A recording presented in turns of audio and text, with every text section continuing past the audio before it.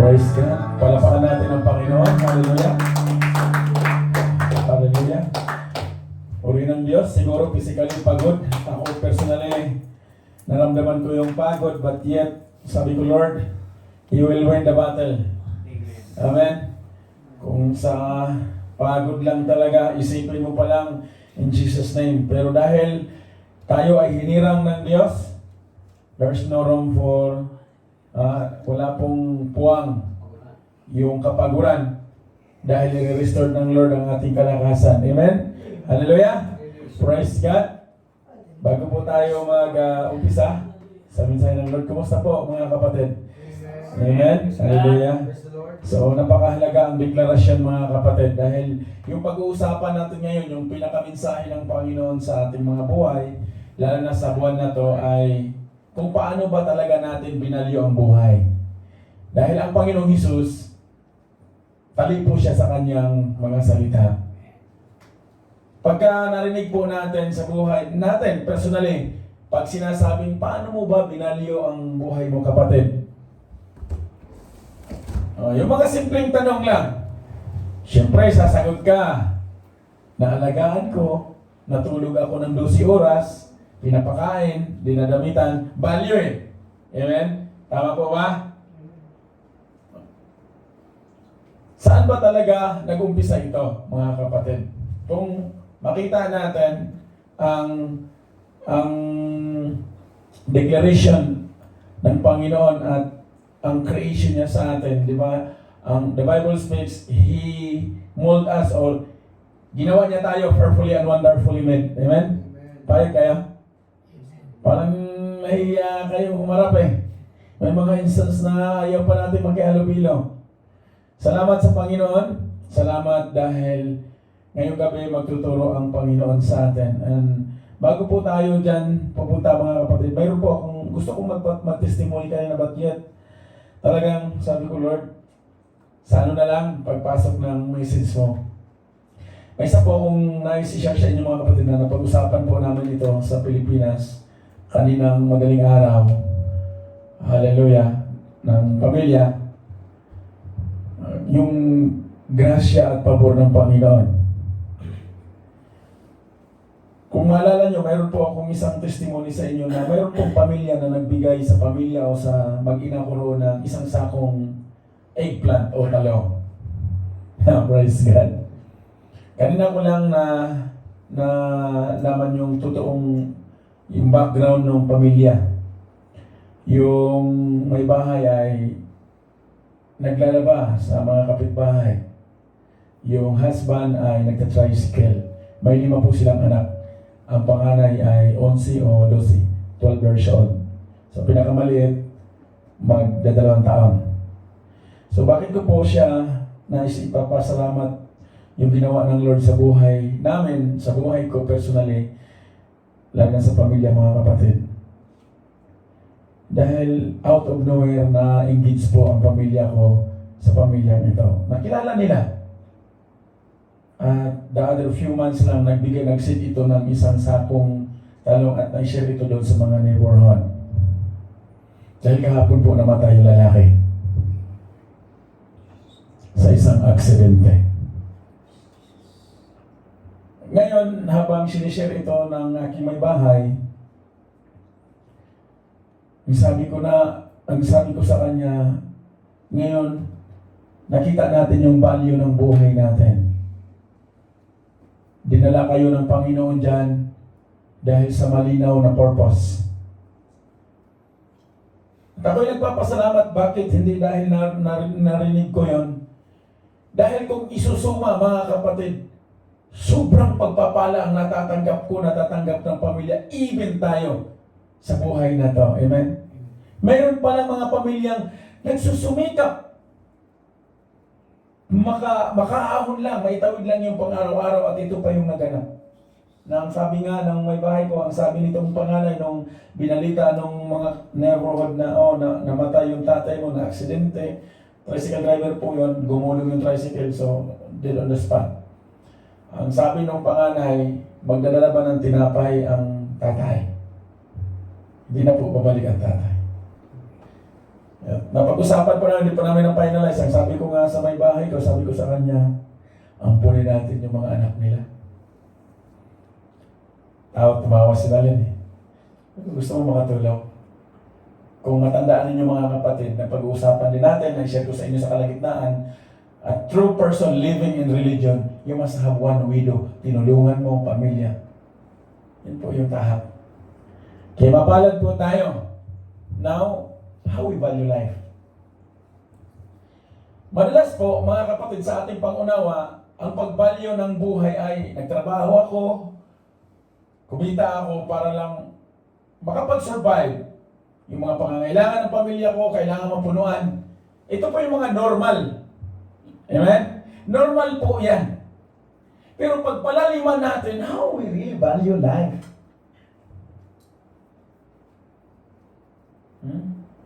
Madalas po, mayroon tayong tinatawag na mga boundaries. Sa kapwa natin tao, doon sa mga taong hindi natin kalibel, hallelujah, may mga ganyan pa tayo, di ba? Madalas mga kapatid, hindi natin nakikita kung gaano tayo ka-bless o pinagpala ng Panginoon. Knowing na in-spare ng Panginoon ang buhay natin, praise God, kung susumahin nga, pagka inaalala ko yung event na yun, yung na-share sa akin ng may bahay, sabi ko, Lord, sila yung mas nangangailangan, imagine mo kakarampot na buhay, yan pa yung naganap. How much more tayo na kung saan kumita pa tayo, buhay na buhay pa. Sa mukha lang siguro pagod. Now learn to value your life. That life that you have today ay may purpose po yan, mga kapatid. Nawa, makita ninyo itong kalagahan na ito. It's not about dahil walang alaman, yung upuan na nasa harap mo kapatid, malungkot ka. No. Walang issue dyan. Lahat po tayo harap sa Panginoon. Lalo na yung mga nakapakinig na ng salita ng Diyos na minali ang pag-unawa pagdating sa salita ng Diyos dahil maraming reservasyon and resisting spirit na nandito sa puso. Kaya hindi natagpuan ang totoong pagpapahalaga ng buhay. Mas pinili na sundan yung sinasabi nilang desisyon. Na pag-usapan namin kanina sa sasakyan habang papunta kami rito dahil sa talagang praise God, ang daming aksidente sa kalsada, kaya gano'n na lang kami katagal. But praise the Lord, nakarating kami on time. On time ba tayo, mga kapatid? O parang kami rason, kaya tayo nalit. Hallelujah. Alam niyo mga kapatid, isa sa napag-usapan namin at naibahagi ko sa mga kapatid, tayo ba inisip natin bakit may mga aral na binitawan sa gitna?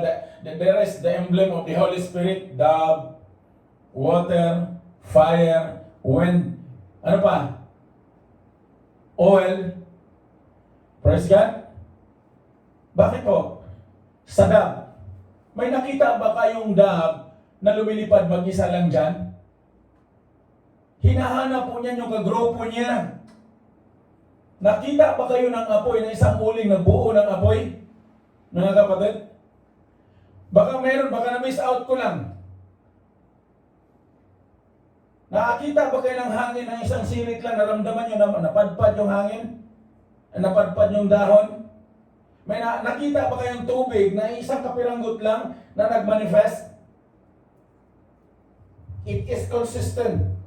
Nakita nyo yung ilog, pag marami siya, mararamdaman mo. Now, same principle sa ating buhay bilang mananampalataya, the Lord Himself, Jesus Himself, invest this life. He valued this life for us, not only to learn, not only to sustain, but for us to be a vessel as a blessing unto others, mga kapatid. Kaya, I'm telling you, masakit ang katotohanan dahil pag hindi ka masaktan, wala ka talagang pagbabago. Walang Christian born again na nagmumukmuk at nag-iisa. Nevertheless, mayroon man kayong nakilala nun, hindi yun born again. This is born of pride. Now, sa buhay natin, kailangan intindihin natin, hindi lahat ng pagkakataon, magkakasama tayo.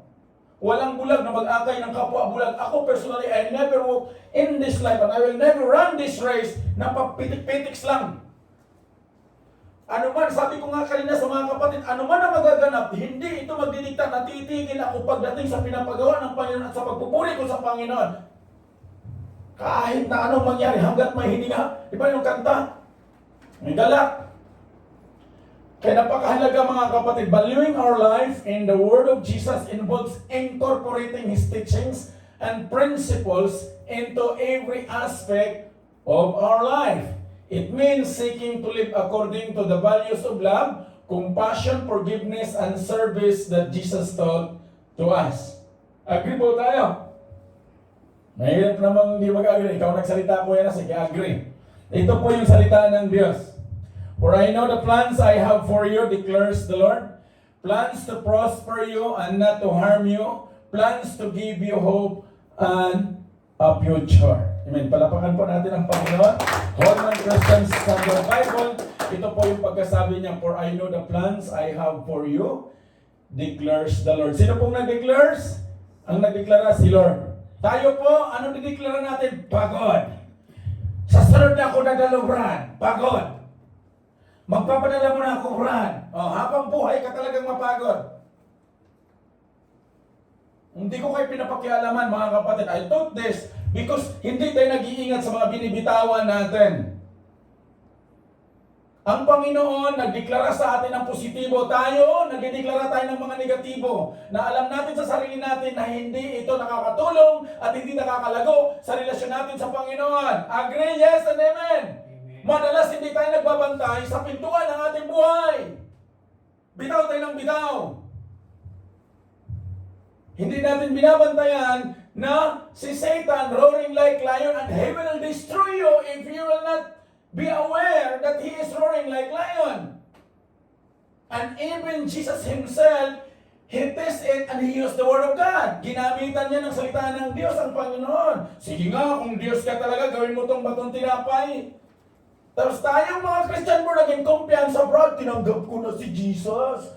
Oh, bro, one save, I'm saved, bro. Kahit dito ako mag-akin-akin ang aking paa, okay lang.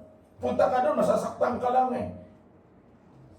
Hallelujah. Mayroon pa bang ganon, mga kapatid? Si Lord mismo ang nagsabi na plans to prosper you and not to harm you. Plans to give you hope and a future. Tingnan natin ang sarili natin. Huwag na muna yung katabi. Are we really receiving? Ready ba tayong tanggapin ang plano ng Diyos sa ating buhay?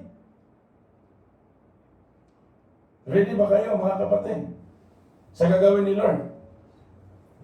Huwag kayong malungkot. Maganda plano ng Lord. Not unless you're not willing to hear the plan of God. I don't even know what is inside in your heart today.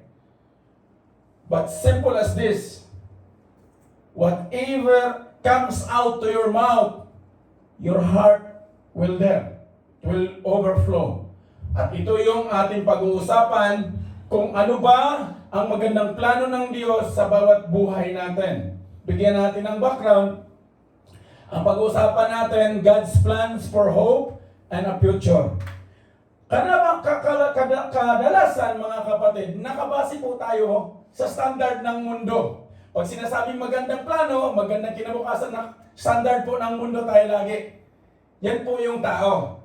Ngayon, bilang mga mananampalataya, bilang Kristiyano mga kapatid, tinuturuan po tayo ng Lord. Si Jeremiah was a major prophet who lived during a challenging time for the people of Israel.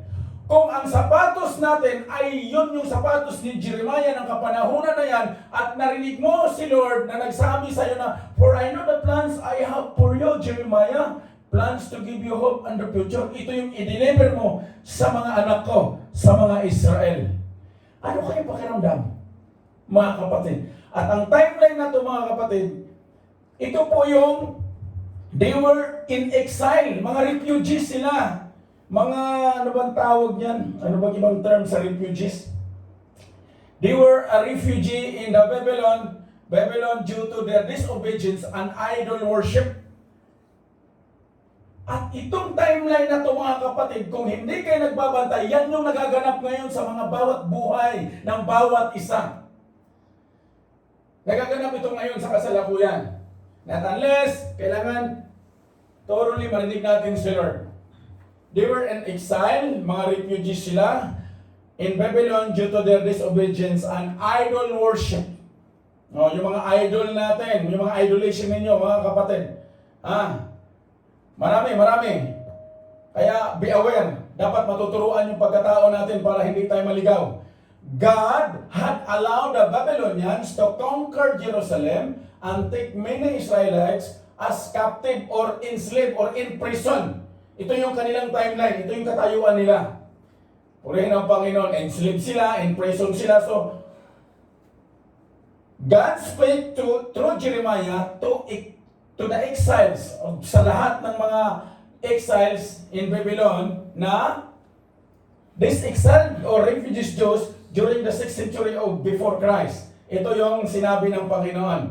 God reassures them that despite their circumstances, He has not forsaken or abandoned them. Kung tayo po yung nandoon, nagsasalita si Jeremiah sa harapan, maniwala po ba kayo, mga kapatid? Ngayon na, hirap kayo mag-declare ng amen eh. Hallelujah! Hindi nga siguro kayo, in Jesus di mga kapatid, kailangan sigurado tayo sa tinatahak natin. Dahil pag hindi tayo sigurado sa tinatahak natin, mga kapatid, walang Kristiyanong orong-sulong. Ang gusto ng Diyos, up. Now, kung nandun na tayo sa, go down and serve. Itong katayuan nila, mga kapatid, nandoon sila sa sitwasyon na hindi nila gusto na sitwasyon, but yet, here comes ang Panginoon, nagsalita kay Jeremiah, at ito yung sinabi ng Panginoon, God reassures them that despite their circumstances, He have not forsaken them. Kung tayo yung nandoon, are you believing? Tapos, enslaved kayo, kikita nyo yung katayuan sa buhay. Pray, kapatid. They will eventually return to their land. Ito yung sinasabi ng Panginoon, that they will eventually return to their land after 70 years of exile. 70 years. Halimbawa, ngayon, sinabi ng Lord, after 70 years, Brad, babalik ka doon sa, sa land of promise ni Lord. 40 na ako, mabubuhay pa ba ako after 70 years? Purihin naman, hallelujah. Purihin ang Panginoon. Alam niyo mga kapatid, ito yung katayuan nila. Tsaka no wonder bakit kung baalala ninyo yung mga pinag-aralan natin previously, marami sa mga matatanda sa kapanahon nila namatay. Tinuklaw ng ahas, namatay. Kaya no wonder bakit karamihan sa atin ngayon matatanda na ang isip, patay din ang pananampalataya. Bakit? Hindi natuturuan. Hindi marunong umunawa dito sa puso, dito. The same principle, nagaganap sa kanila, pero mayroong magandang balita. Ang sabi ng Panginoon, Jeremiah, sabihin mo sa kanila na after 70 years, hindi ko sila inabandon na. At ang sabi ng Lord, for thus says the Lord, when 70 years are completed for Babylon, I will visit you and I will fulfill to you my promise and bring you back to this place. Panginoon. Alam niyo mga kapatid, layo muna tayo dyan. Sa literal na pamumuhay, pag nandoon ka sa sitwasyon na hindi mo naintindihan at hindi mo naunawaan, at marinig mo to, maniwala ka ba? Dahil madalas tayong tao, nakatutok tayo dito sa sitwasyon. Hindi tayo nakatutok sa kayang gawin ng Diyos. Kaya no wonder bakit walang lumalago, walang paglago yung pananampalataya. There is no increasing of fruits. Dito, fruits. Dito yung fruits. Kung halimbawa ako mangga, alangan mamunga akong kain dito. Kailangan mamunga. Dito sa loob. Yung fruits natin. Kaya somehow, ang ating buhay pananampalataya na mali-mali just because lumalabas tayo doon sa bakod ng Diyos. But here it comes. Ito yung sinabi ng Panginoon kay Jeremiah na sabihin mo to sa kanila na after 70 years. Kung let's say for example, unang 2 taon pa lang yan. 70 years? Mathematics, kahit balibalik na rin mo yung calculator, wala, ang layo, 70 years eh. Ano gagawin mo kapatid? Wala. Abandon ship? Saka na lang tayo dadalo, Brad. 70 years pa naman eh. Wala muna tayo. Hallelujah. In Jesus' name. Madalas meron tayong mga ganyang prinsipyo sa buhay. Ayun, sigurado yan. Si Lord ang nagsalita 70 years eh. Hallelujah. Sabi ng Panginoon, I will visit you and I will fulfill to you my promise and bring you back to this place. And I pray mga kapatid, at ayon sa ginawa ng Lord sa buhay ng inyong likod, totoo si Lord. Lahat ng kanyang sinasabi sa kanyang salita, ginagawa niya mga kapatid. And He set a time, a beautiful time in each situation, in each timeline in life. And that's what I encountered before God. And that's what I'm sharing to you, that life is not isinakigo, walang bin o process mga kapatid. Hindi dahil Kristiyano ka, exempted ka sa nagaganap. But the Lord will preserve. Kasi pangako ng Lord yan. Kung maalala nyo yung sinabi ni Isaiah, 54:17, sino nakaalala? 54:17, ano sinabi ni Isaiah? Ni Lord kay Isaiah? Mga kapatid, naalala nyo ba? Sinabi niya ron, 54:17, I have also created, 17, no weapon that is fashioned against you shall succeed, and you shall refute every tongue that rises against you in judgment. This is the heritage of the servants of the Lord, and their vindication from me declares the Lord. Si Lord to mga kapatid. Kay Lord na tayo. Kasi yung dito, mga kapatid, panandalian lang yan. Lahat, heaven and earth will pass away. Ang tanging maiiwanan, kundi ang salita ng Diyos, ang tinuturo niya na mailagak sa puso natin. It meant pertaining to the specific historical situation of the exiles in Babylon, mga kapatid. At ito yung katayuan nila. Now, paano natin ito, o paano natin makita ang positibo na maaaring ito pala yung naging timeline natin ngayon. Kung hindi nyo napapansin, kung hindi kayo nagbabantay, just because maybe somehow napaka-busy ninyo magbasa-basa ng YouTube, napaka-busy nyo at Instagram, baka nagtitiktok pa kayo, may nakita ko niyan, titiktok, o napaka-busy pa mag-upload ng mga picture sa Facebook. Kapatid, this is the time. This is the time na tutukan natin ang purpose ng Lord sa ating mga buhay. It's a promise of restoration and hope for them. Now, umpisahan po natin. Hallelujah. Una, understanding the promise. So, napakahalaga na maunawaan, kasi pinaunawa ito ng Panginoon kay Jeremiah, ito yung i-deliver mo sa kanila. Same principle sa ating mga buhay, kailangan maunawaan natin. Pag may pangako, ang mundo pako. Pag si Lord ang nangangako, tinutupad ni Lord yan, mga kapatid. Believe it. Ang mundo, pag pinangakuan ka ng katabi mo na darating siya bukas, na dadalo siya, asahan mo, hindi yan dadalo. Ilang beses na nangyari dito. No wonder. Kasi nasabihan ko kayo, huwag kayong magbitaw nang hindi nyo kayang tayuan. Dahil kayong babalikan yan. The word of the Lord will not return to Him void, but it will accomplish something, either blessings. Praise the Lord. Huwag nating dagdagan, huwag nating bawasan. Pag hindi kayang tayuan, keep nyo lang sa heart ninyo dahil hindi alam ni Satan yan. Bigay nyo kay Lord, Lord. Decide ko to Lord. Pero bakit kinabukasan, Lord? Hirap na hirap akong maglakad. Alangan namang sabihin mo kasi nandoon si Kuya Nas, hindi ko gusto mo maganda yan. At least naging honest ka, kapatid. Pero hindi maganda ang outcome nito. Dahil you are not bound for me. We will be bound to the Lord. Kailangan doon tayo. Kay Lord tayo, mga kapatid. Dahil kami man, ako personally, nagsusumikap ako, mga kapatid, that I will not give you, hindi ako ma-disqualified sa race na mayroon si Lord sa buhay ng inyong lingkod. Same principle, mga kapatid. Understanding the promise. Kailangan maunawaan natin ang pangako ni Lord. Dahil si Lord, pag nangako, tinutupad ko niya. Anong sabi niya dyan sa 29:11? For I know the plans I have for you, declares the Lord. Dinikirahan ng Lord na alam ko ang plano ko sa inyo. Our God is the one speaking, assuring His people that He has plans for them. God's plans are not by chance or disorganized, mga kapatid. Tayo po, napaka-disorganized natin. Iba yung sinasabi natin ngayon, iba yung pinaplano natin ngayon bago matulog. Pagising sa umaga, yung sinasabi, 4:30 Brad ha, gigising tayo kasi maglalaro tayo. 4:30. 4:30. Alas 5 na, 4:30. Kilala ko yun. Paano ba nang magising ng maaga, natutulog ng alas 3? Mayroon namang umuwi dahil matulog ng maaga. Natulog alas 5. Kaya no wonder. God's plans are not by chance, mga kapatid, or disorganized, but intentional and purposeful.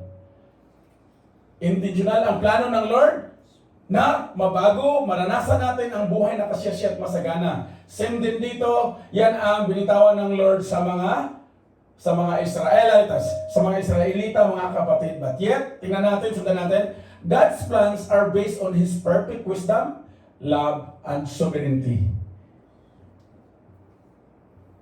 Isaiah chapter 41 verse 10, so do not fear, for I am with you. Do not be dismayed, for I am your God. I will strengthen you and help you. I will uphold you with my righteous right hand.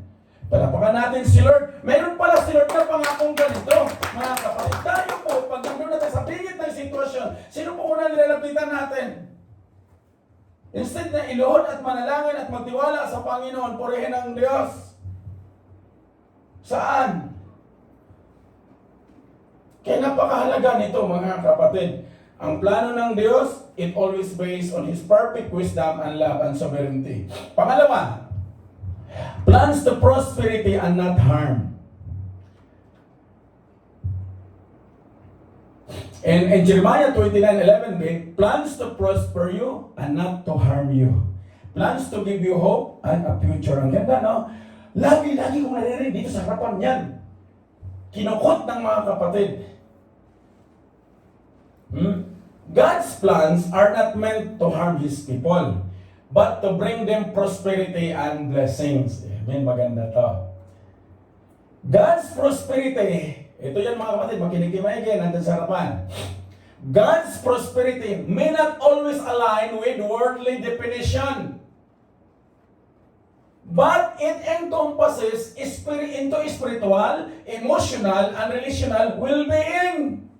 Tayo po, pagka binabasa natin ang Jeremiah 11 at 29:11, nakabase ka agad sa worldly definitions.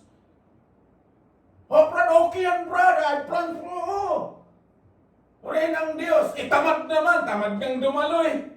Tamad magbasa ng Biblia. Asa ka pang pagpalain. Don't get me wrong. Sinaturingan tayong mga Kristiyano, pero dami natin katamaran. Now let's deliver ourselves. I cannot deliver you. Do you think Jeremiah delivered this exile? No. They heard the word of God. Ginamit si Jeremiah. Deliver mo to, Jeremiah. Si Lord, hindi po nawawalan ng pag-asa sa atin. Tayo po madalas, mga kapatid. Sabi niya dyan, God's prosperity may not always align with worldly definitions, but it encompasses spiritual, emotional, and relational well-being. Meaning kasi mga kapatid, mag-umpisa dapat dito sa pagkatao natin, yung spiritual natin, yung emotional natin, yung relational well-being natin. How? Paano tayo nakihalubilo?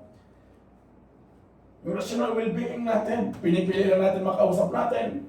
Hindi ko kalibel yan, Brad. Hindi kita kalibel, Brad. Hindi kita pwede kausapin. Gusto ko bigyan ng picture ganito. Punta tayo basketball, Brad. Nakita mo mauusay yung kalaban mo. Magkasama kayo 5, ha? Upo ka muna, ha? Kukuha tayo ng isa kasi medyo malakas yung kalaban. Nangyayari, naranasan namin yan, mga kapatid. But by the glory of the Lord, alam nyo, mga kapatid, marami tinuturo si Lord. Ganyan din na ganyan ang buhay natin. God's plans include hope and a future despite the current situations. Hindi dahil crisis, mga kapatid, hindi maganda ang plano ng Diyos, no? Kung nakakaranas man tayo, nakakaranas ka ngayon ng crisis sa iyong spiritual, mga kapatid, hindi po yan katapusan. Ang sabi ng Lord, may hope. God's plans include hope and future. Despite the current situation, si Lord po, hindi po nababago. Psalm 40, chapter 40, verse 5, Many, O Lord, my God, are the wonders you have done, and the plans you have for us, none can compare to you. If I proclaim and declare them, they are more than I can count. Ako personally, mga kapatid, hindi ko na makount ang ginawa ni Lord. Ang ginawa ng Diyos. And I do believe same thing sa iyong buhay. Noon hindi tayo natagpuan, wala mang nagtahasa o talagang lumapit sa atin na magbahagi ng salita ng Diyos mga kapanahon na nandoon tayo sa labas. But by the glory of the Lord, ang Lord nagsit ng timing, may ginamit siya, nandito tayo ngayon. Go all the way, kapatid. Huwag madiktahan ng emosyon na kung anumang negatibo ang iyong pananampalataya. It must be dictated by the Word of God. Ano ba sinasabi ng Diyos? Ano ba sinasabi ng espiritual? Kaya pagdating sa buhay natin, napakahalaga na, lalo na yung pag-aaral, pagbabasa ng Biblia, pagdalo sa gawain, napakahalaga niyan mga kapatid. Pangatlo, trusting in God's timings and ways. Are we really believing and trusting the Lord? Yung timing ni Lord? Yung mga paraan ni Lord? Ngayon lang, few faithful man of God who trust their life. Pinagkatiwala nila ang buhay nila sa Lord, who had to wait for God's plans to unfold like, sino nakakilala kay Abraham? Abraham, Genesis chapter 12, ang pangako ng Panginoon nung nagsalita ang Diyos na ang saling lahi, magkasindami ng buhangin, yung magiging saling lahi mo. But that time na kinausap siya ng Panginoon, may edad na sila, may edad lang. Wala naman talagang matanda sa harapan ng Diyos. But yet, kaya tayo tumatanda just because napaka-busy natin sa mga worldly desires, mga passion sa mundo. Ano yung oso? Sabay ka agad. Hindi naman kailangan, hindi naman nakakatulong. Mas yun pa yung rason kaya lumayo sa ubasan, lumayo sa gawain just because of that kind of passion. I don't even know what is your passion today, but believe it. Bantayan natin. So, si Abraham, kilala niyo po kung paano gumawa ng milagros si Lord. Anong edad ni Sarah nung nagkaanak sila kay Isaac? Amen? Hallelujah. So, marami tayong naririnig na teaching at na exhortation at preaching sa life of Abraham. One of us, we do believe bakit namin iniwan ang Negros because the highlights is when Abraham was commissioned by the Lord, ang sabi ng Lord, Abraham, go far land. Si Abraham po, hindi po nagtanong, ano yung pupuntahan namin, Lord? Mayaman ba yun? Mayroon ba doong sasakyan? Mayroon ba kaagad magpapatuloy sa akin? Hindi po. Go far land. Pumunta kayo doon. So, Abraham immediately decide. Ginagared niya lahat, sila ni Sarah, lahat ng ayon doon sa kanilang kayang bitbitin. Nagkaraban po sila, naglakad po sila sa disyerto. At along the run, mga kapatid, hindi po yung 24/7 lang na pag-travel. Along the run, lahat ng resources na mayroon sila doon sa pinanggalingan nilang lugar, naubos po yon dahil yun yung kanilang ginamit habang nagta-travel sila. Papunta saan? Divisoria. Papunta po ng Kanaan, mga kapatid. Now, here it comes. Kumbaga, sa pag-travel, siguro may natira na lang na talagang pangkinabukasan lang doon sa kanilang mga sustenance. Here it comes, pagdating na ng Kanaan, famine. Kung ikaw at ako yun, kapatid, anong gagawin? Sisihin si Lord. Hindi ka na pwedeng bumalik kasi na-consume nyo na yung inyong dala, the whole travel. Kaya nga napakalaga sa principle, pagka sumakay ka ng aeroplano from Pilipinas to Saudi Arabia, situate na yung dokumento mo, valid. Dahil pagdating mo dito at hindi na valid, saan ka dadalhin? Sa dagat. So sa madaling sabihin, no turning back na, mga kapatid. But here it comes, si Lord gumawa ng kaparaanan. Napunta sila na saan? Egypt. So maraming ginawa si Lord na miracle. To make the story short, punta tayo kay Joseph. Sino po si Joseph? Isa sa anak ni Jacob. Saan galing si Jacob? Kay Isaac. So yung three sa pamilya, Abraham, Isaac, tapos Jacob, may kambal siya si Esau. So dumating itong 12 tribes of Israel, isa si Joseph.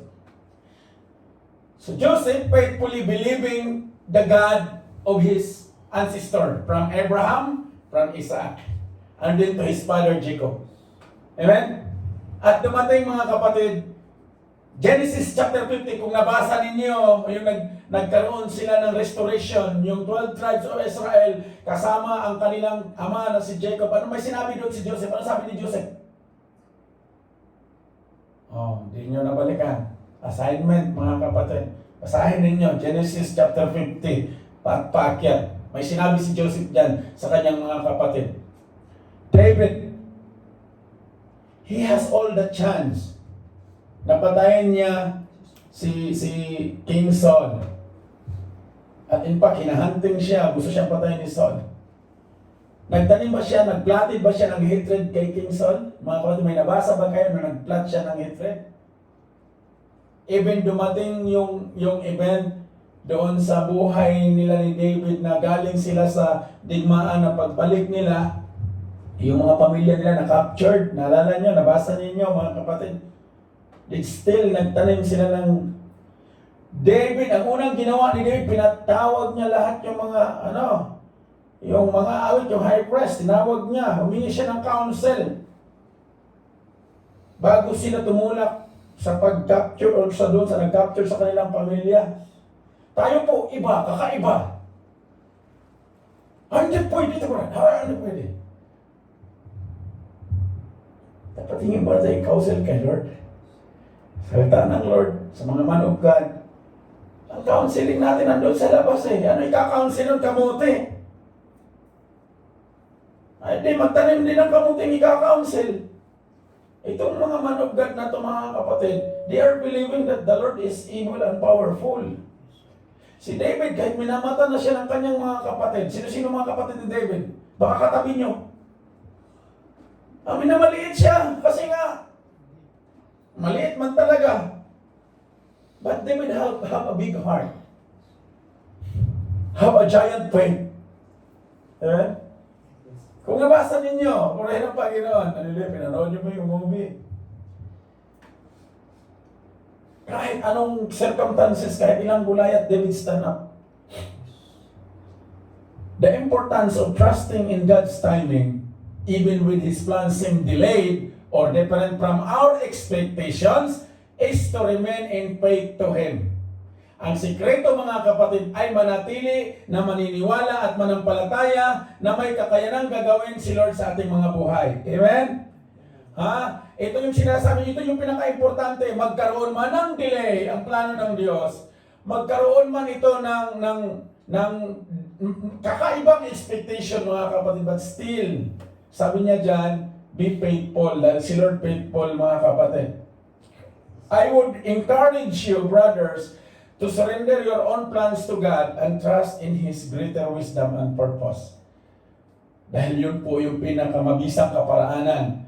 The Bible speaks in Isaiah 49:8, "Thus says the Lord, in a favorable time, I have answered you, and in a day of salvation, I have helped you. I will keep you and give you for a covenant of the people, to restore the land, to make them inherit the desolate heritages." Amen? Ganito po tayo ka-fortunate o kamahal ng Diyos, mga kapatid.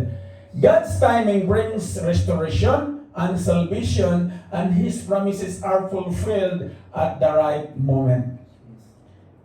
Kaya, hold on, hold fast. Pang-apat, applying God's promise today. Applying God's promise today. Valuing life. Lord, if you really value your life in the front of the Lord, then you will hear the Lord. Marinig mo si Lord, mga kapatid. In Jeremiah, amen? Ito yung mga practical na maaaring makatulong sa atin sa araw na to. Number 1, trusting God's plans in times of our uncertainty and adversity. So, magtiwala tayo sa Panginoon Amen? Madaling sabihin, but I don't know what is the timeline of your faith. Let's go back to the very core of the Word of God. Nandiyan na lahat yan nakalatag na. Seeking God's guidance and directions through prayer and Scripture. Magbasa ng salita ng Diyos. Hallelujah. Kaya nga tayo may mga prayer intercessory. Kung kaya niyong tumawid ng inyong mga ilog, mga Jordan River ninyo, tumawid kayo. Makabarating lang sa panalangin. It's not about sino yung maabutan mo doon. It's about si Lord na matagpuan ka ng Lord. Hallelujah. Embracing hope and holding on to faith even in difficult circumstances. Mga kapatid.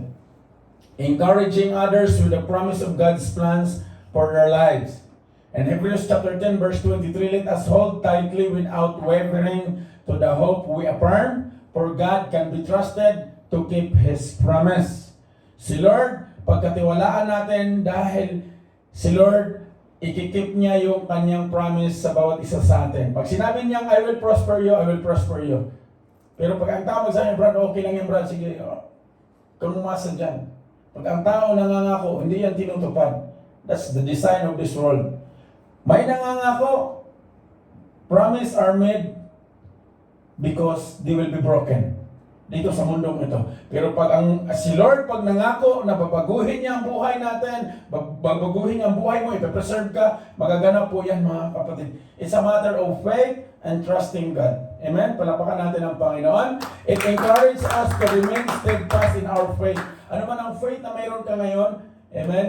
Ipagkatiwala natin sa Panginoon, pagkatiwala mo sa Panginoon, knowing that God is faithful to fulfill His promises, we can confidently trust Him. Yung bang ang kumpiyansa natin, ibigay natin kay Lord, lahat po yan magdudumino, pagpapala po yan mga kapatid. Pero pag the other way around din ang pipiliin mo kapatid, magdudumino, ipik din yan. Asa ka pa. Pero pag kay Lord ka, praise God, si Lord po mga kapatid, ang mga pangako po ng Panginoon, tinutupad po niya yan sa timing niya. And that's what the Lord wants sa ating mga buhay. In conclusion, the main points and the assurance of God's plans for hope and a future is available 24/7 mga kapatid. For information lang to I cannot dictate you what to do today. Sabi ng anong kasama ko, what to do, yani, Mr. Umali.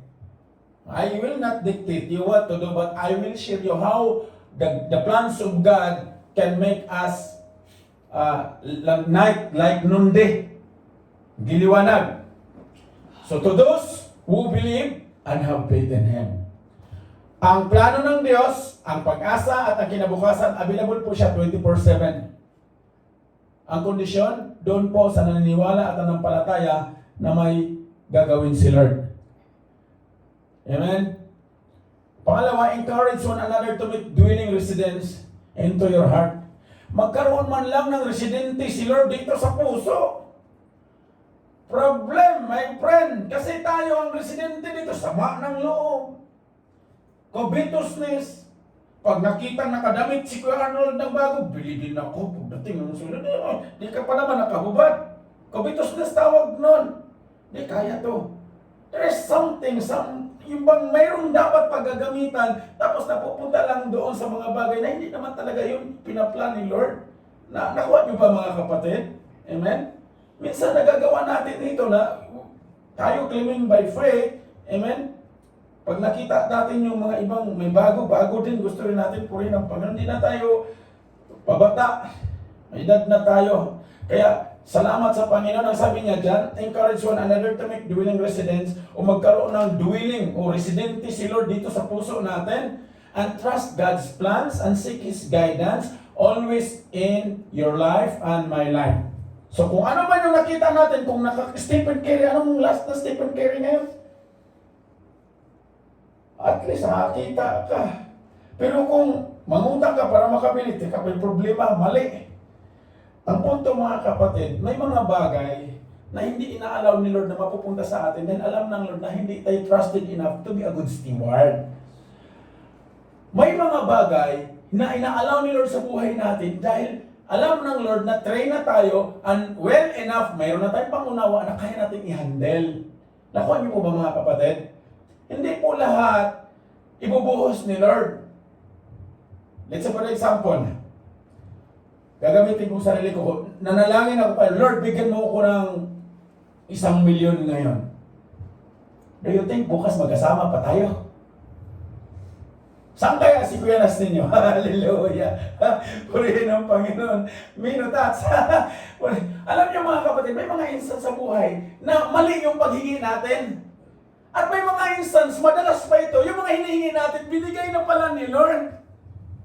Nandun na pala sa atin, naging property na pala natin, yet hindi natin nakita, hindi natin na-enjoy just because iba ang nakikita natin sa tinititigan. Nakuha mo ba mga kapatid? At ang masaklap pa, bakit siya masaklap? Dahil nasa kamay na natin, ang nangyari, baliktad, ito pa yung humahatak palayo sa Lord. Nakuha mga kapatid?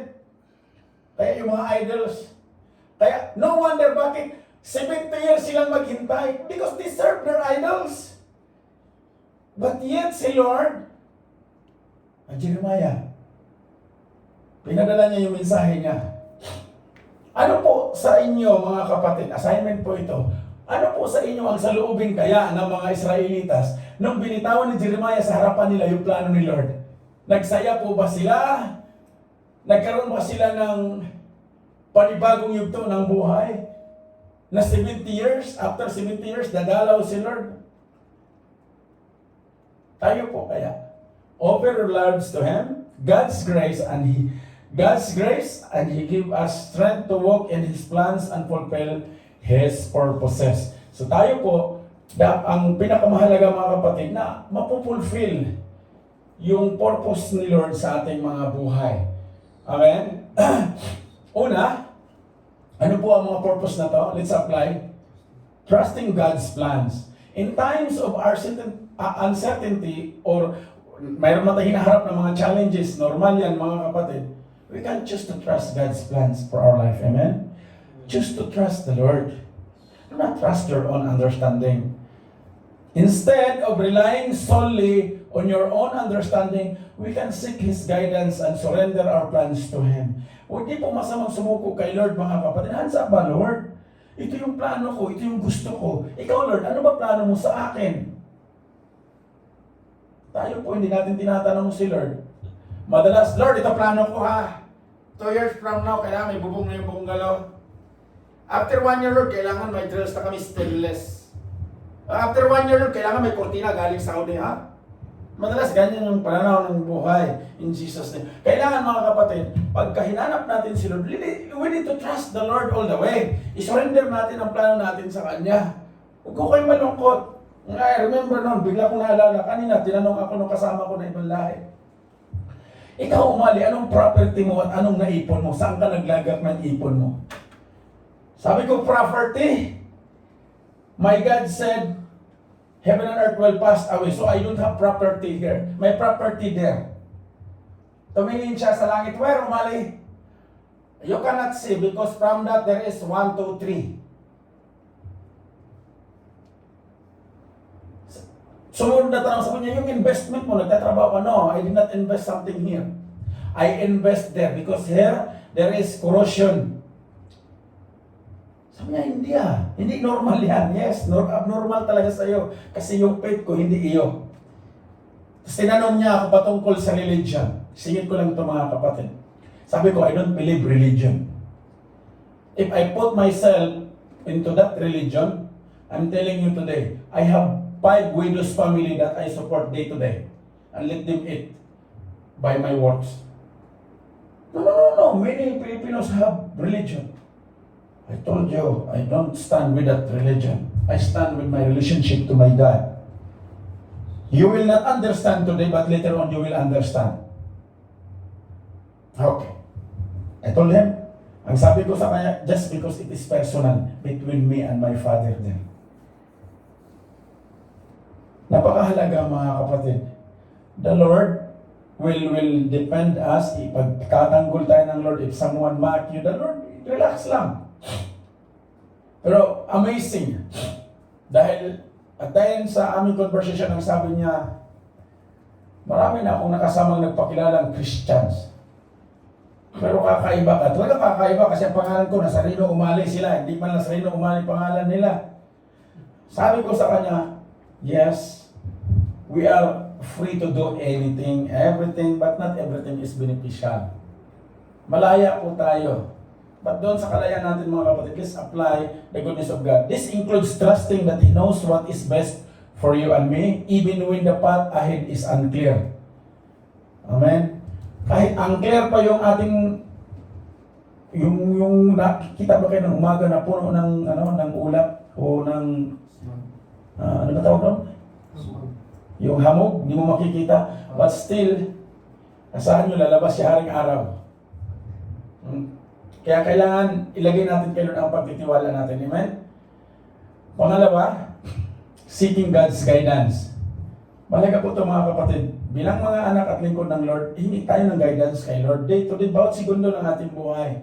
Huwag mo kayo malungkot. Masaya to. Through prayer and studying His Word, number one, we can actively seek God's guidance and direction for our lives by aligning our decisions and actions with His will.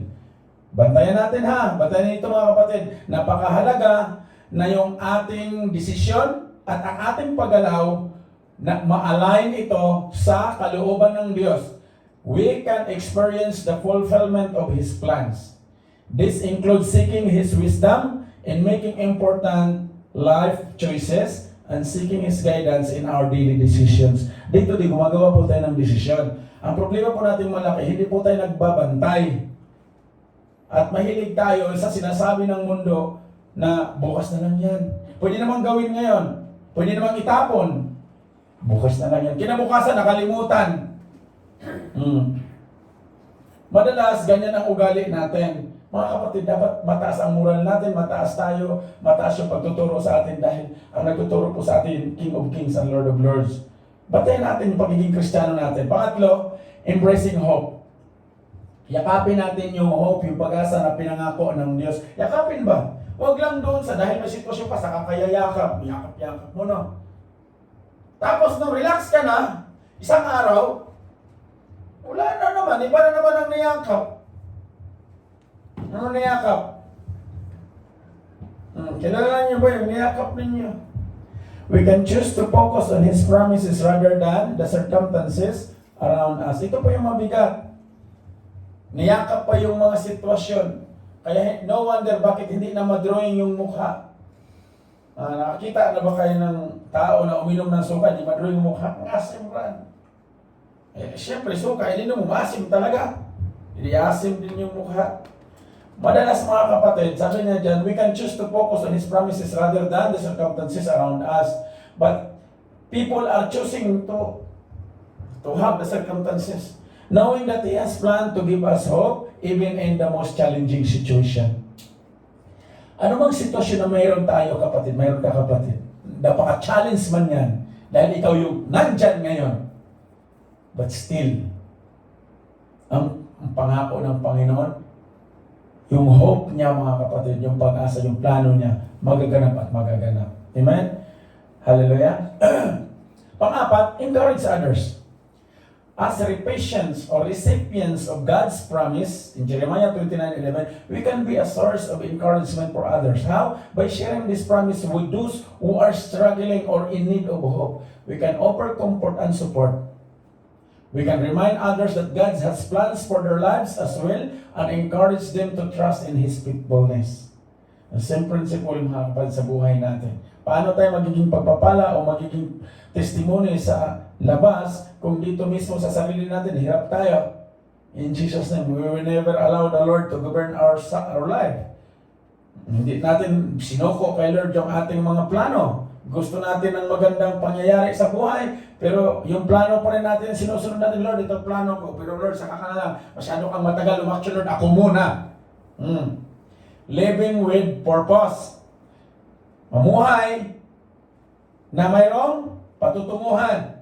Mayroong purpose. Understanding that God has plans for our future can inspire us to live with purpose and intentionality.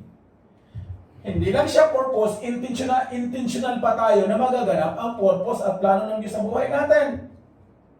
Amen? We can seek to align our lives with His purposes using our gift and talents to serve Him and make a positive impact in the community and family. yung mga talents, yung mga mayroon tayo, mayroon kayong gift, use that to serve the Lord by serving others. This involves seeking His guidance and following His leading as we pursue our goals and aspirations in this life. Hindi ka nag-iisa. Madalas, tayo po yung namiling mag-isa. Dahil parang ang dating sa puso, wala naman akong kaibigan doon. Ako naman pag-usapan. Tamang hinala. Walang Christian born natin na gano'n. Kahit pag-usapan niyo ako magdamag, hindi mababago ang identity ko sa Panginoon. Huwag niyo lang akong gano'n na. Kagaya ng surot, mapigain. Gising yan. Mga kapatid, ang identity natin kay Lord. Si Lord ka pinag-uusapan eh. Pinursikit pa. Nakita niyo ba si Lord? Relax si Lord. Let the will of the Father done. Naganap, na-fulfill. Tayo po, mayroon pa po tayo. Napakalaki niya, no? Amen? Tayo po itumayo. Hallelujah. Praise the Lord. Tandaan po natin mga kapatid. There is no weapon formed against you shall prosper, and every tongue will rises against you in judgment. You shall condemn.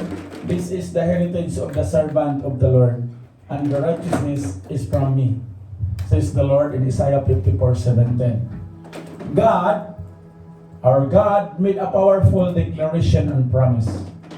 Amen? Sabi ng Panginoon, for I know the plans I have for you, says the Lord. Plans to give you hope, plans to give you future. Today I pray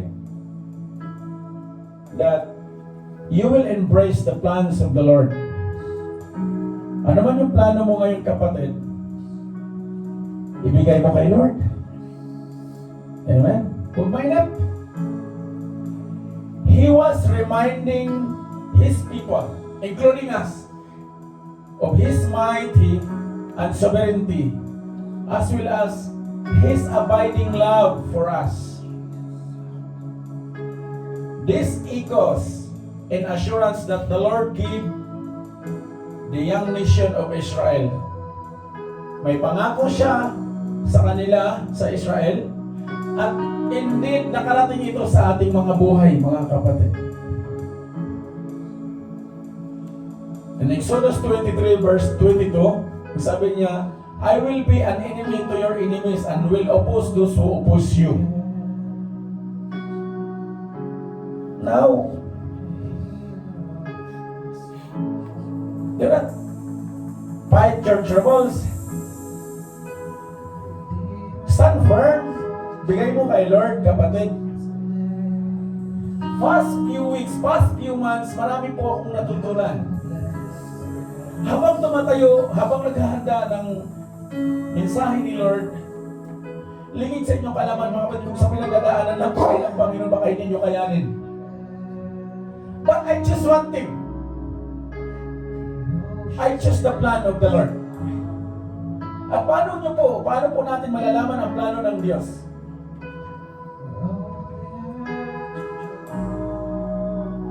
Kung hindi natin binubuksan ang Biblia, hindi natin binabasa, hindi tayo sumasama sa mga fellowship, mas pinili natin magmumukmuk, pinili mo magmumukmuk, kapatid. Yes, you can justify. Binabasa ko yung Biblia dito sa cellphone ko, kuya. Hindi mo yan maunawaan. Hindi mo yan maunawaan, kapatid. Like Enoch. Habang binabasa niya, hindi niya naunawaan. Here it comes the Holy Spirit works. Sino po yung ginamit ni Lord para magpaliwanag sa kanya? Tumatakbo sa island, tapos nakasakay sa karwahe si Enoch. Alam niyo mga kapatid, hindi po mahirap kausap si Lord.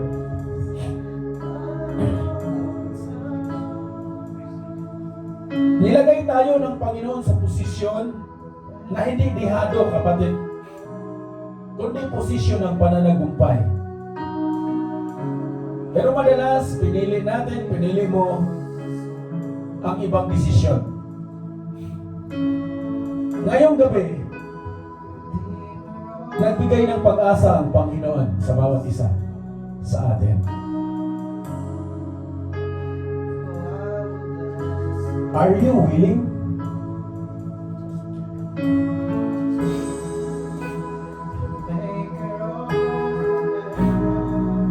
Do you want to embrace the plans of the Lord sa buhay mo, kapatid? Stop committing. Surrender your emotions to God. Surrender your plans to the Lord. Sabi ko nga, kung sa pinagdadaanan, mga kapatid, physically, in Jesus' name, nakakapagod. Pero pag iniisip ko yung kabutihan at grasya at pabor ng Panginoon, wow, there is no wrong. Walang lugar na mapagod, kapatid. Walang lugar para tumigil. Itatayo mo ang testimony mo na anak ka ng Diyos. You are a living Christian born again. Whatever circumstances you are, you will rise. That Jesus raised you from the dead. Hindi ka lang magpatutuo dahil pinatanggap ka. Hindi ka lang magpatutuo dahil meron kang bagong material. Hindi ka lang magpatutuo dahil maganda ang tahanan mo, kapatid. Kaya ka nagpatutuo. Kaya mo binabahagi ang kwento ng buhay mo dahil may ginawa ang Diyos sa buhay mo, kapatid. Tandaan natin, apart from the Lord, we cannot do anything.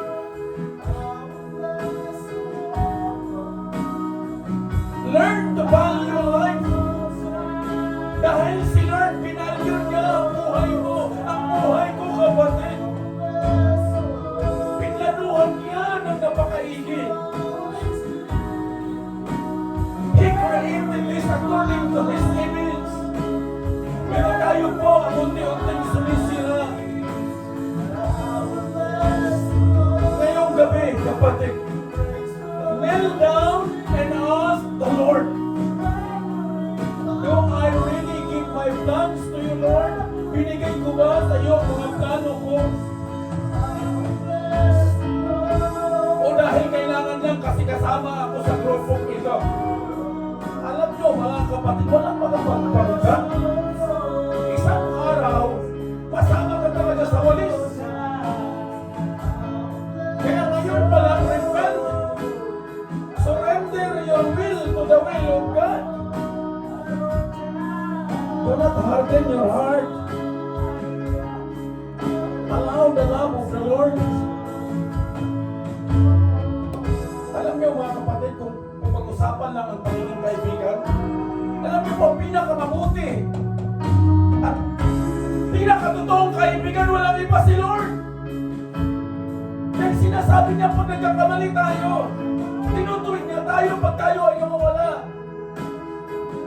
Pero pag dumating ang timeline ng buhay mo, kapatid, na hindi ka na marunong makinig, hindi ka na marunong tumanggap, tandaan niyo to. Now you have the unbelieving heart. Kaya baka hindi lang 70 years ang hihintayin mo, kapatid, in Jesus' name. Ang timeline natin, ito po yung last days ngayon sa ating mga buhay, mga kapatid. This is the last days. The Lord said in His Word, in the last days, many will abandon their faith. When their love will grow cold, kahit anong maririnig nila, marinig ang salita ng Diyos, hindi na ito magkaroon ng kapangyarihan. Nakasulat po, mga kapatid, it is written, many will abandon their faith to the Lord. Nawa, hindi tayo kabilang doon. Fight for the good fight of faith. Nandito na lang din naman kayo. Siguraduhin ninyo, nasa Panginoon kayo maglilingkod. To serve is the most precious thing. Yung nakakapaglingkod ka sa Panginoon at nakakapaglingkod ka sa kapwa mo. Walang ibang magandang gawain sa buhay na ito, mga kapatid. And we are very fortunate na nakatanggap ng ganitong plano at pagpapala ng Panginoon. May trabaho tayo, may pamilya tayo, at mayroon pa tayong fellowship. Samantalang yung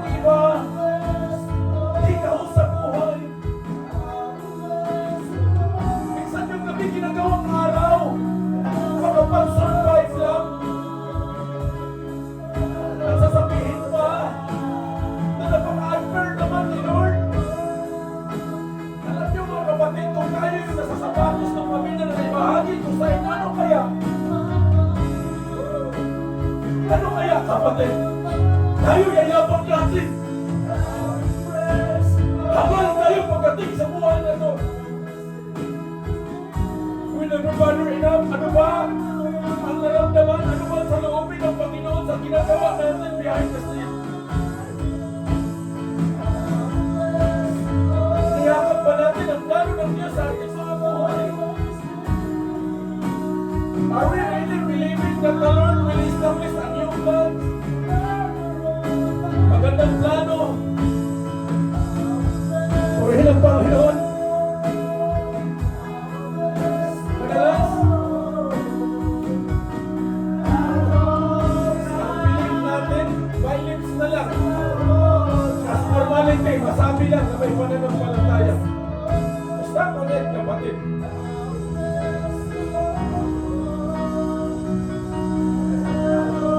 Make today's last. Mag-desisyon ka. Si Lord willing siya. Dahil ang plano at pangako na yan, hindi niya nanatili doon sa exile ng mga Israelites. And then, nakarating yan sa timeline natin ngayon. Many of us are refugees. Nasa exile tayo ng wilderness ng buhay na to. Kaya no wonder bakit ang pagpapala ng Panginoon hindi nag-manifest. Allow the love of the Lord manifest, church. Hindi ito manidikta. Yet, allow Him. Allow the Holy Spirit to dwell. Magkaroon ng dwelling place dyan sa puso mo, kapatid.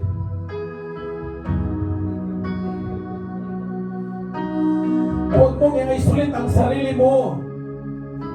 Go all the way to the fellowship because that's the plans of the Lord. Diyan tayo dinisign ng Panginoon.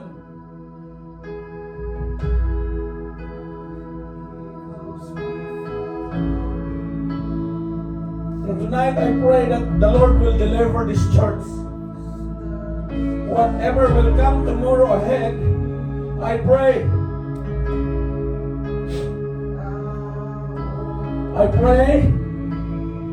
na makita ninyo to, mga kapatid. Pray and kneel down. Dahil may darating pa. Many will come. I myself, I trying sharing you the goodness of the Lord. Kung baga sa karpintero, you are using the word of God na ma-repair tayo. Pero none of this church believing the Lord na may gagawin si Lord. In Jesus' name today, allow the Lord to change you, kapatid.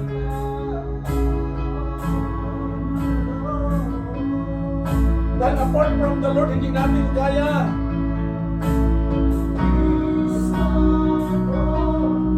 Siya lang ang pwedeng gagawa ng milagro sa bawat buhay natin.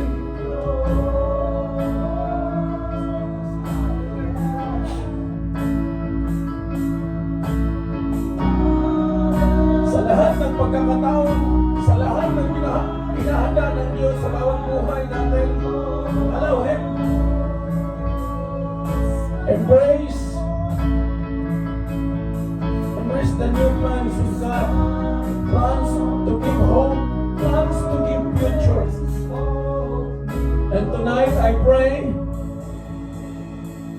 na ang mensahe ng Panginoon. Remember this, church. The word of the Lord will not return unto Him void, but it will accomplish something sa bawat buhay ng bawat isa sa bawat buhay natin. Be open. Allow the Holy Spirit to dwell and has resident on your heart. Na magkaroon ng totoong pagbabago, deliverance, ang buhay.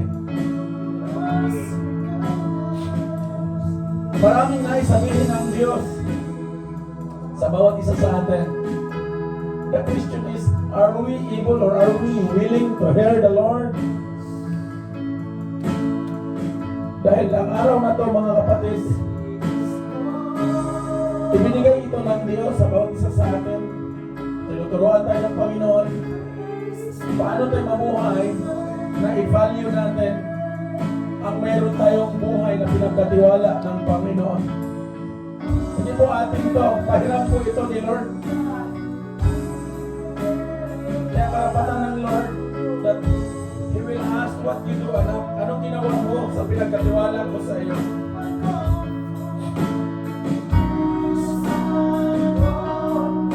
Hosanna to the highest.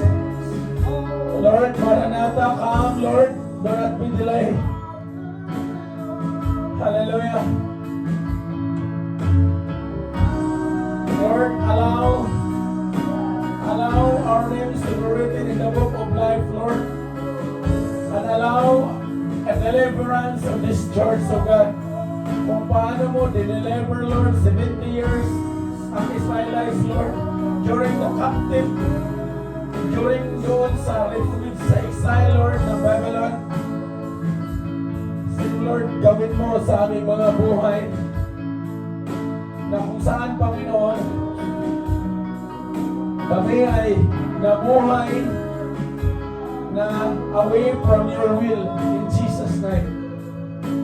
Tonight, I pray that your words, your message will penetrate to the heart of your children, Lord. I pray even doon sa mga panood, Panginoon, ng online na video na to, I pray for them that they may repent, they may accept you as Lord and Savior.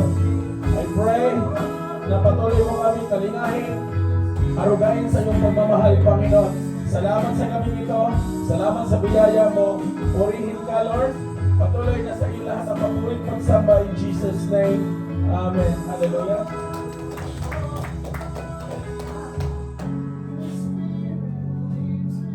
Manatili na tayo po at Lord's Supper in Jesus' name. Hallelujah. Yes,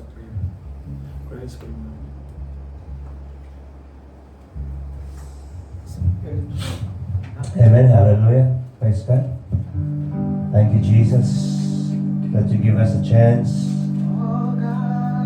to do this in remembrance of you, Lord. Thank you for what you have done in our life. And thank you, Lord, sa mga gagawin pa sa aming mga buhay. Lord, as we commemorate this Last Supper, O Lord, Lord, we pray as we partake this bread, is a representation to your body as we drink the cup, representation of your blood. Let it be this instrument, O Lord, that by spiritual, O Lord, through spiritual, that we partake of what you have done, and we receive, O Lord, yung para sa iyo, Panginoon. Lord, salamat as you bless this Last Supper, O Lord. We pray, O Lord, na kami gilinis mo na, pinatawad mo na sa aming mga kasalanan. At Lord, na pinapagigdapan mo na, Panginoon. Lord, we raise these elements to you. Na sa gabing ito, Panginoon, tuloy, Panginoon, we'll remember the word, the finished word in the cross of the Calvary, and in the third day you raised to life again. And right now, O Lord, you're sitting in the right hand of the Father, and we believe that you will return back again to us. Thank you, Father. We thank you for the Holy Spirit. Bless this in the name of Jesus Christ. Amen. Hallelujah.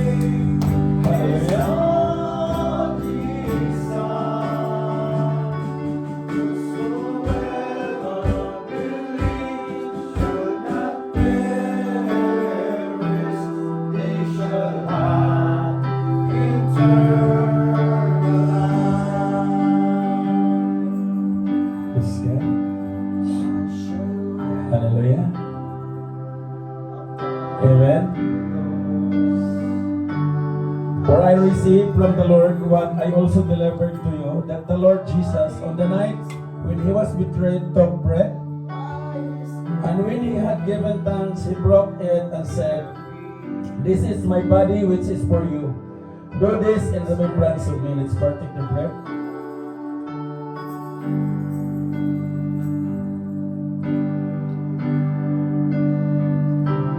In the same way, also he took the cup after supper, saying, "This cup is the new covenant in my blood.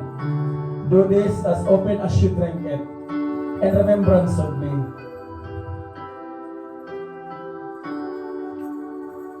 For as often as you eat, amen, this bread and drink the cup, you proclaim the Lord's death until He comes. Amen.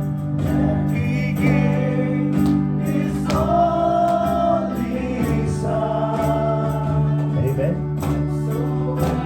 Palakpakan natin si Lord, mga kapatid. Hallelujah. Sa narinig natin sa mensahe ng Panginoon sa gabi ito, that He prepared for us a wonderful promises at nais ng Lord, mga kapatid, na maranasan natin ang pangako na yun. Amen. At ang sabi niya, mga kapatid, sa ating itutuloy, ang sabi niya, "In those days when you pray, I will listen. If you look me wholeheartedly, you will find me." Sa mga pangako ng Panginoon, kapatid, nais ng Lord na matakbuhan natin si Lord. Hindi lang tayo nakaasa sa pangako, but si Lord mismo ang ating matakbuhan dahil susunod po ang pangako ng Panginoon. Amen po. Kaya lapakan natin si Lord. And let's declare right now, Lord, we receive all the blessing that you have for us, that you stored for us.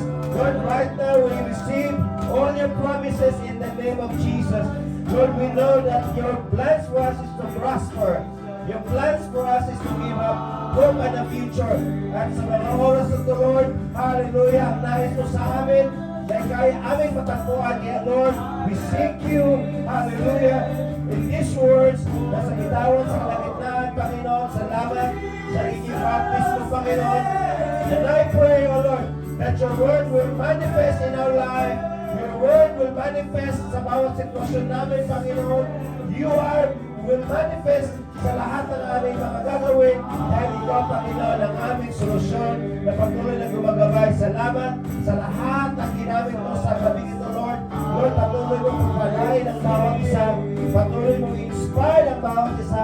Patuloy mong i-motivate ang bawat isa. At patuloy mong, Panginoon, na magiging buhay na buhay ang pananampalataya namin sa iyo, Panginoon. Lord, sa gabing ito, salamat sa mga mensahe mo na binitawan, Lord, na kung saan, Lord God, hallelujah, meron kang the best at nakahandang plano sa aming mga buhay. Kaya sa oras na ito, Lord, we will receive it by faith in the name of Jesus. Our life will never be the same again. Hallelujah. Thank you, Lord. Even, Lord, sa aming pag-hiwalay sa gabi ito, Lord. Lord, deklarahan namin ang kapayapaan mo, ang kagalingan. Deklarahan namin, Panginoon, hallelujah, ang pagiging fruitfulness, ang pagiging mauswang, Panginoon, hallelujah, maging ang bawat isa, Lord, yan ay makakaroon ng inspiration. Lord, deklarahan namin, Panginoon, ang gabi ito na ang buhay namin ay bago na muli sa paglabas sa pintuang ito, Panginoon. And we thank you, Lord, even, Lord, sa ginamit mo sa kitchen, sa naghahanda na nagluluto, Lord, even ang mga pagkain na yung sasaluhan, Lord, we pray that you will bless them, O God, na ito ay magbibigay lamang, Lord, na kalakasan sa physical na katawan. Lord, we declare and we receive your goodness, your grace, O Lord, and your mercy, and all your sins, O Lord, we will receive it and declare, Amen. Amen. Hallelujah. Amen. Praise the Lord. Palakpakan natin ang Panginoon bago tayo maghiwalay. Praise the Lord. Hallelujah. The word of the Lord said, "For I know the plans I have for you, says the Lord.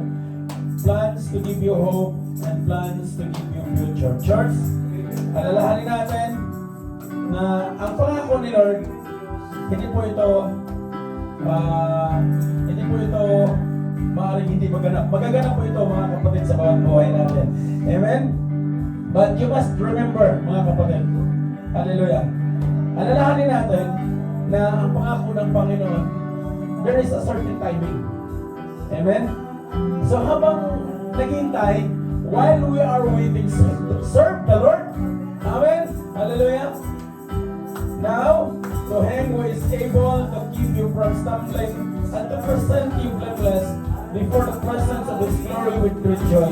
To the only God, our Savior, through Jesus Christ our Lord, the glory, majesty, dominion, and authority before all time and now and forever. Amen. Bumayo po tayo, mayaman sa pagpapala, sa grasya at pagmamahal ng Diyos, kung isang linggo muli, sa ngalan ng Ama, ng Anak at ng Banal na Espiritu Church, I pray and I declare your life will be full of blessing. Hallelujah. Overflowing in the name of Jesus. Amen.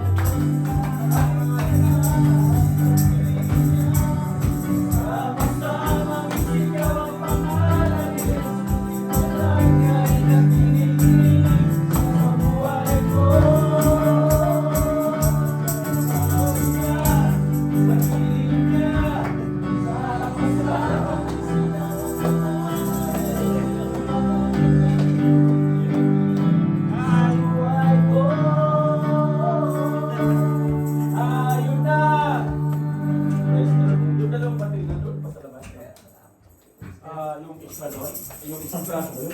Kamay lang. Kamay